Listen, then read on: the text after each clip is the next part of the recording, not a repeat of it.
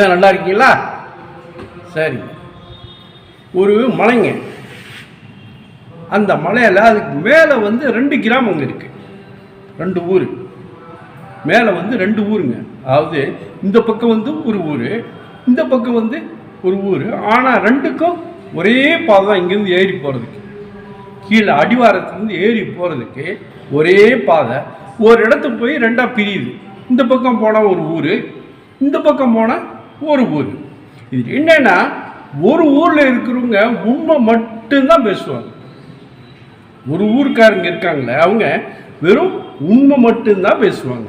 அந்த பக்கத்தில் வேற ஒரு ஊர் இருக்குல்ல, அவங்க வந்து உண்மையே பேச மாட்டாங்க.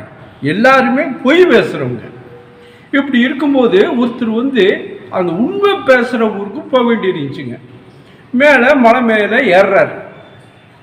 மலை மேலே ஏறி கரெக்டாக அந்த 2 ரோடு பிரியுதுல, அந்த இடத்துக்கு வந்து போயிடுறாரு. போயிட்டு இதில் எது உண்மை பேசுகிற ஊர், எது பொய் பேசுகிற ஊருன்னு இவருக்கு தெரியல. அங்கே அதில் வந்து அங்கே அப்போ அது மலை மேலாம் வந்து அந்த கூகுள் மேப்பும் வேலை செய்யாது, செல்ஃபோனும் வேலை செய்யாது. இவர் என்னடா யார்கிட்ட கேட்கறது, என்ன இது எப்படி போதும், மாறி போயிடக்கூடாது அப்படின்னு சொல்லி நின்று யோசனை பண்ணிக்கிட்டு இருக்காருங்க. அப்போ வந்து அந்த 2க்கு நடுவில் அந்த 2 ரோடு பிரியும்ல, அந்த இடத்துல வந்து ஒருத்தர் நிற்கிறார். அவர்கிட்ட வந்து கேட்கலான்னு போகிறார். போகும்போது தான் வந்து இவருக்கு வந்து ஒரு திகட்டலாக இருக்குது. யோசனை பண்ணிக்கிட்டு நிற்கிறாருங்க. கேட்கறதுக்கு வேறு யாரும் இல்லை, இருக்கிற ஒரு ஒருத்தர் தான் நிற்கிறாரு. அவரும் இந்த பக்கமும் நின்றா நம்ம ஒரு முடிவு பண்ணிடலாம், சரி இந்த ஊருக்காருன்னு. அது இல்லை, 2க்கு நடுவில் கரெக்டாக நிற்கிறாரு.